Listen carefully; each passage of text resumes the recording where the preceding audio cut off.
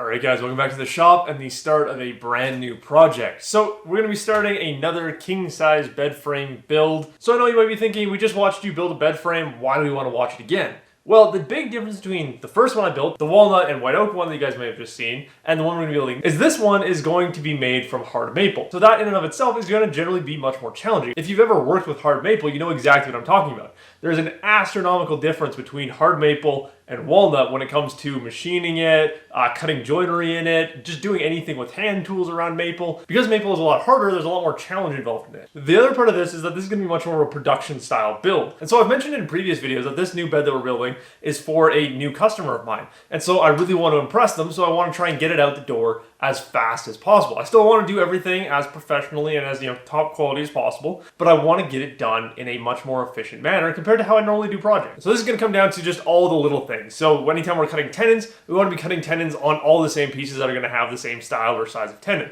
Or if we're cutting grooves, we want to cut all the grooves at one time in order to get the stuff moving nice and quickly. So like I said, this project is going to be a little bit different than stuff I've done in the past. I'm not going to be trying to explain as much of it. If you want to see how to build a king size bed frame, definitely go watch the walnut and white oak one that I just built. This one is going to be much more of a production mindset, so we're going to be moving really quickly. We're just trying to get a lot of work done in a day. All right, so this is all of our lumber. We've got about 100 board feet of hard maple. We've got a little bit of 4/4 on this side and 8/4 on the other side. For all of our floating panels on this bed frame, we're going to be using 4/4 because it's going to be a lot easier. It's going to be a lot faster. Now, the one thing I do want to mention about the lumber here and the way that I price out my products and I send quotes, anytime I'm sending a quote, I always call up the lumber yard and get the most up-to-date price before I send that quote to a customer. Now, the problem that I ran into when I went to the lumber yard is quite literally the day that I went to pick up the lumber, the prices jumped by a big amount. So when I put together the quote, I was basing the price off of, I believe it was $8.95 a board foot. And then the time I picked up the lumber about a week later on Monday, the price had gone from about $8.95 up to, I believe it was $10.50 for 4/4 and $11.25 for the 8/4. So that's a big jump, so that definitely hurt my pocket a little bit. But again, I built into the pricing, I made sure that I was covering that. It just means that we have to be very careful when we're laying our pieces out that we're getting the pieces that we need out of the stuff that we have here. And then the final thing I'll mention before we get into this is anytime you're needing to break down stock, make sure you have some kind of a cut list, a set of plans, just something you can follow that's actually based off of reality, off of what you actually want to build. Because if you just kind of look at a piece of wood like this and just say, all right, I know I need a piece that's approximately this long, you're gonna run into issues. Because like I said, I don't really want to have to go back and buy more lumber if I can absolutely avoid it. So I want to make sure that I can make use of all the pieces that I have here. So that means that every little cut that I make on this board has to be absolutely accurate. I have to be able to get the maximum yield out of this one board in order to make everything work out properly.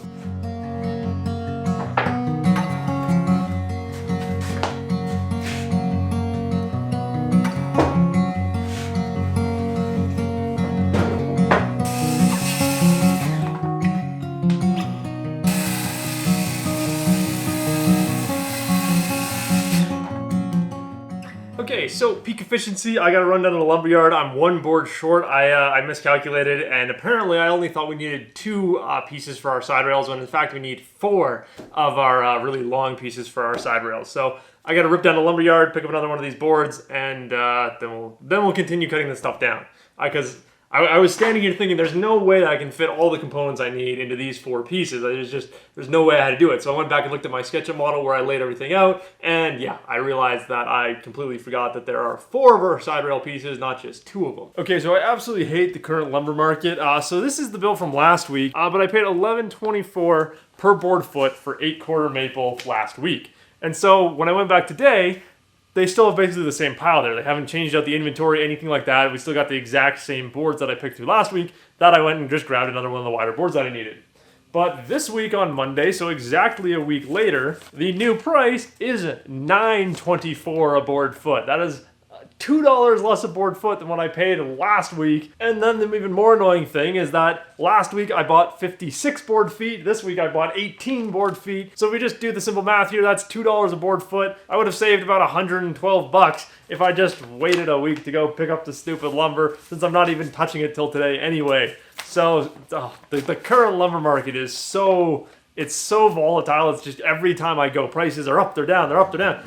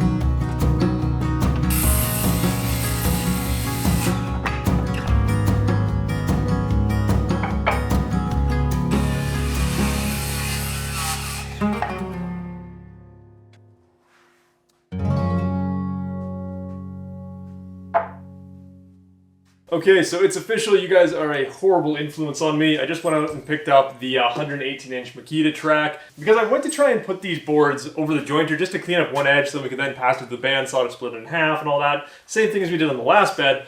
The problem I ran into is these are way heavier than the walnut. Now there isn't a massive difference between the weight of walnut and maple, but there is enough that the walnut was kind of at the limits of what I really, what I can lift on safely on my own and pass over the jointer, as well as the weight that I want to put on either end of the jointer tables. So I don't want to be putting, the weight of a small child just on one side of the jointer tables. But overall, it's just something that I don't feel super comfortable or safe doing.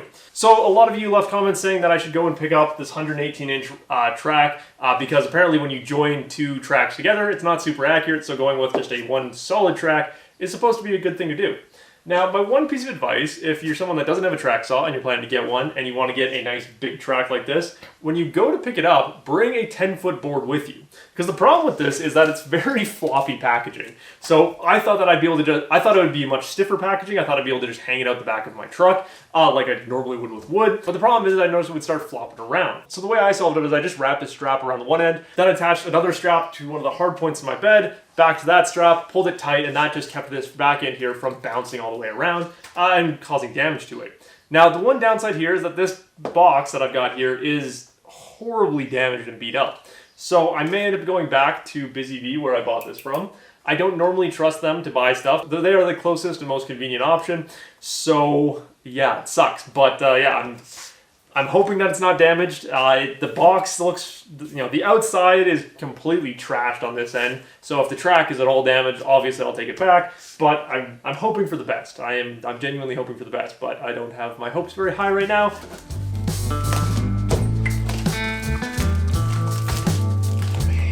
I mean, at least they did stuff. Don't see that is the biggest risk. Okay, the rest of it looks fine.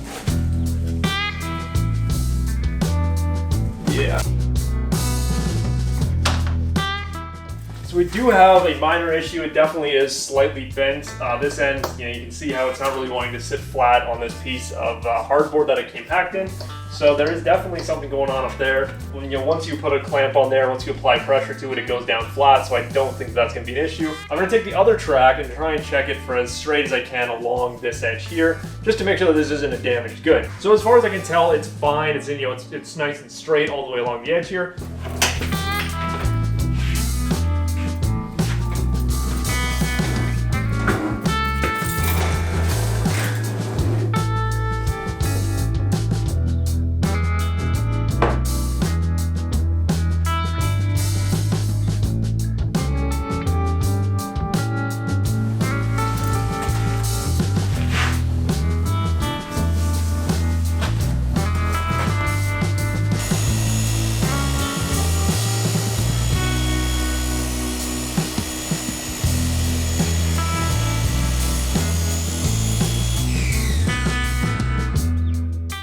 Okay, if you tried to tell me that this cut was from a circular saw, I would not believe you. That is genuinely a nice, clean, just a really impressive cut. I still didn't want to plunge it all the way through, so I did 4 cuts going a ½ inch each time. And that seemed to get through the material nice and cleanly here. We got a few small blade marks right at the top edge here, but I don't think that's going to be anything that I'm going to worry about too much. Again, that's stuff we can go back in with a hand plane and clean up. So it definitely took longer to do than if I was to do the same thing on the jointer, but it felt a lot safer. Everything, the heavy workpiece is locked securely to the bench.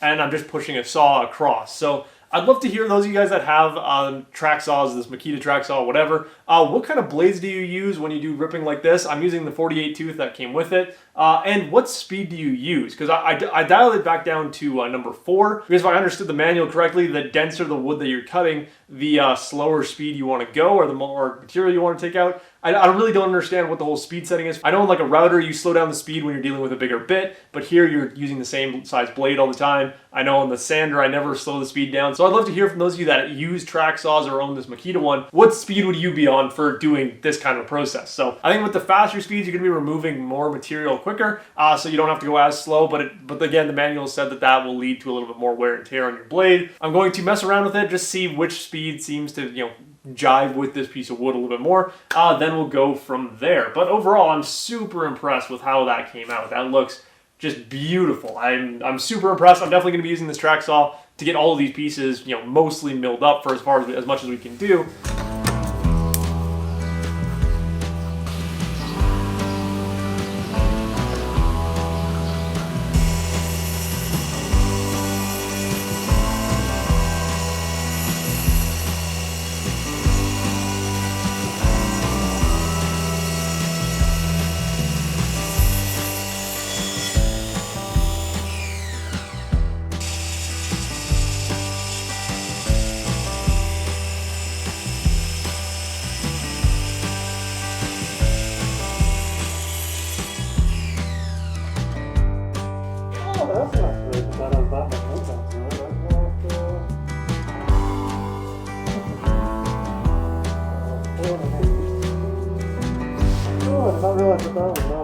Okay, so we have our first board all cleared out now. So what I was thinking with it while I was doing this is that you could really, in some ways, you could really speed up the process of doing this whole thing. If I'd started by going through with all these boards, using the router sled we made in the last project to just flatten one face, then when you lay that track on, it's gonna have a perfectly flat surface to reference against. You could cut off both of your sides, cut your pieces right down to their perfect widths. Then all you have to do is clean up that last face going through the planer. Overall, that'd be a super fast and efficient process. And I think if these boards were any wider, I would probably do that. These are only 4-inch wide boards, but if I wanted to do this same thing with 6 or even 8-inch wide boards, even the side rails we had on the last bed project, would be so much easier, because I went through and checked this board. Even though this face here is not perfectly flat, anything like that, both of the sides are perfectly squared up to the face that we were referencing the track against. So that to me is super cool. I did not have that much faith in the track saw's ability. I figured it was a pretty good tool, but overall I'm massively impressed by it.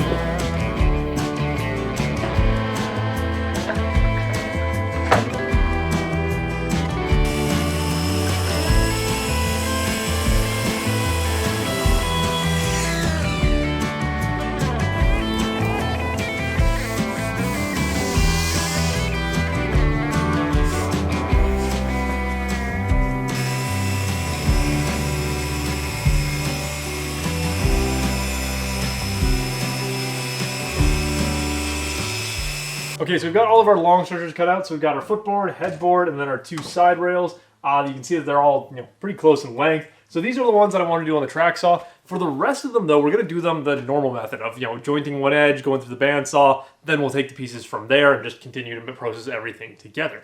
Because as much fun as it is to set up the track saw each time to make all these different cuts, I don't want to do it for all these smaller pieces that I can easily use machinery for.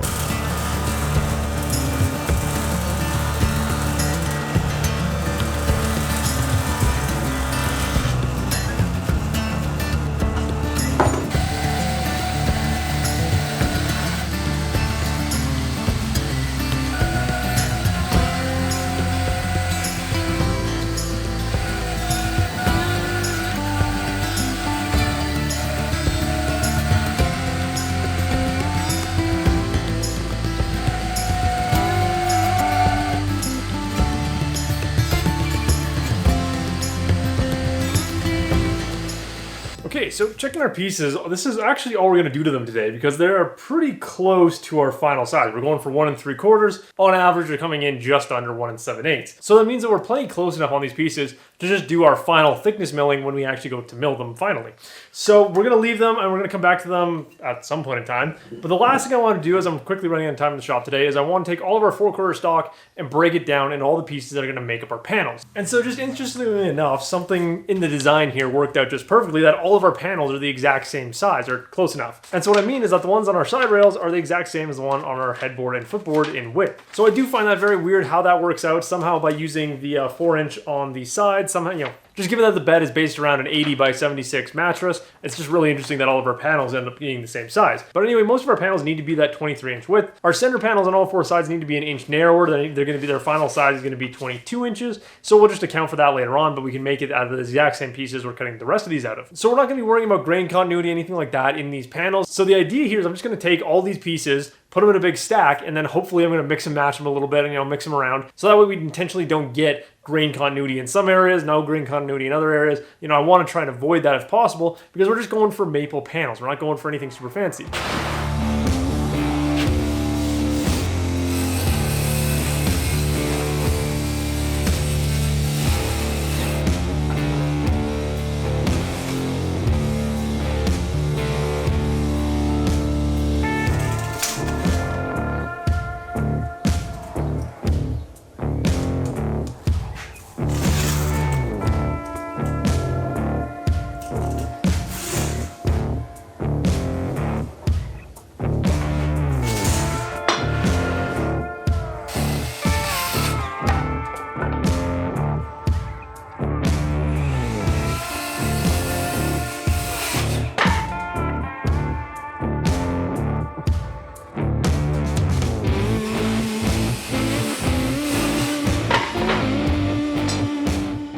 Okay, so we've got our pile of pieces that are going to become all of our floating panels. Now I've got a couple here that are marked special because all of the rest of the pieces need to be 6 inches wide. Those 3 need to be kept at 7 inches just because the panels on our headboard need to be 37 inches and 6 doesn't go into 37 nicely. So we're just going to add a 7-inch board onto the bottom of those headboard panels and it'll be just fine.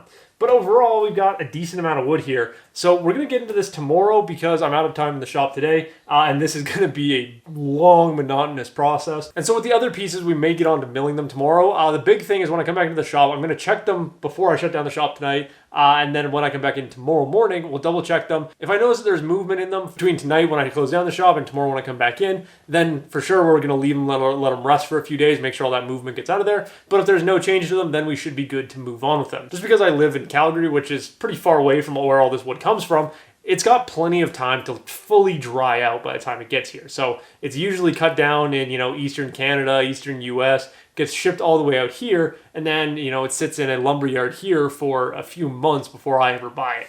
So it's well acclimated to the Calgary climate. Again, the shop here, I've made 2 runs today, and both times I opened the garage door to leave. So that's, the climate in here is the exact same as it is outside. So I had a lot of people tell me I should get a moisture meter so I can actually check what the moisture content of these boards is. That way I know if whether or not I need to let them rest for a few days, or I can actually get to work on them. And the funniest thing is I've had this moisture meter for a long time. And generally speaking, when I bring new boards into the shop, I'll check them just to see what they're at. So if we check these ones, we get no reading. And that's typically what it is when anytime I buy wood from this lumberyard in Calgary. I used to think it was just because it was kiln dried, but then I did a lot of research online to find out that even properly kiln dried stuff usually is, just maybe right around, 8 to 10% moisture content. And I know this moisture meter can read that low. I know it can read down to about 6% moisture content. I haven't seen it go below that because that apple tree that I have sitting in the back corner there, some of the pieces are currently at about 5 or 6%, which this can read. So the fact that this maple is not even registering on here, and again, we can check it in multiple places, and it will not give me any numbers whatsoever. So that doesn't mean that there's no moisture in here. It just means that there is such a negligible amount that the moisture meter doesn't even care. So that's why I say, the climate here is completely different to where a lot of woodworkers are used to, because a lot of woodworkers, live down in the States where it's a lot more humid. Up here in the prairies, it is very dry. We don't really have any humidity here. So the whole letting wood rest thing, it's this stuff has been resting for months and months and months as it sat in the lumberyard. So when I bring it back into the shop, I'm really not that worried about it. Anyways, guys, that is going to do it for this video. I really hope you all enjoyed seeing the track saw finally get some use into it. That definitely is kind of a life-saving tool. Again, if you don't have one, definitely look into it. I definitely overlooked it for a long time. I thought it was a tool that you only really needed for working with plywood, but the fact that I could break down those boards as easily as I could with the track saw, you know, it really was not a big stressful situation as it would have been going through the jointer and the bandsaw and all that stuff. I really love having that tool in the shop. Although buying that big track, you know, that 10-foot long track, that is a nightmare because not only transporting it, but now I have to store it. And I've got it stashed on my old lumber racks. Up nice and high so it shouldn't get damaged, but that is a terrifying thing to have around that $200 piece of thin aluminum that could get bent in, you know, in a heartbeat. So I'm kind of terrified to be storing that, but I think I've got it in a nice safe spot that it's not going to get damaged in, and I'm really excited to have that tool in the shop because I think it's just going to make life easier in the future. Speaking of the track saw, one thing I did think about a little bit too late with these panel pieces that I just cut, if I just taken the track saw and just jointed one edge with the track saw, we would have one jointed edge. Then on our next stage, we're going to take these over to the bandsaw and then slice it off so it's 6 1/8 inch wide. We'd actually have our accurate reference surface and we'd only have to do one pass. Unlike if I wanted to do that now, I'd have to pass each of these pieces individually over the joint. Anyways, guys, I do hope you enjoyed this video and I will see you in the next one.